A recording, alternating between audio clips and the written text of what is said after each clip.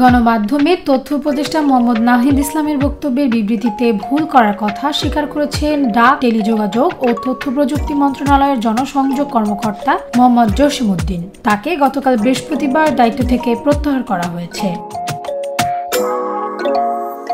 গণমাধ্যমকে জসিমউদ্দিন জানান, তথ্য উপদেষ্টা এই কথা বলেননি। আমি অসাবধানতাবশত ভুল বক্তব্য দিয়ে সংবাদ বিজ্ঞপ্তি পাঠিয়েছিলাম। আমার ভুলের কারণে উপদেষ্টা মহোদয় বিব্রত হয়েছেন।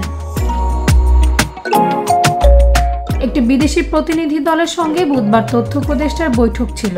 বৈঠক শেষে তথ্য উপদেষ্টাকে উদ্ধৃত করে জনসংযোগ কর্মকর্তার পাঠানো বিবৃতিতে বলা হয়েছিল, রাজনৈতিক দলগুলো চাচ্ছে তাদের অধীনে সংস্কার হোক। তাই তারা বর্তমান অন্তর্বর্তী সরকারকে ব্যর্থ প্রমাণ করার চেষ্টা করছে। দলগুলো সংস্কারের পরিবর্তে নির্বাচনকে বেশি প্রাধান্য দিচ্ছে। ডেস্ক রিপোর্ট, ভোরের পাতা।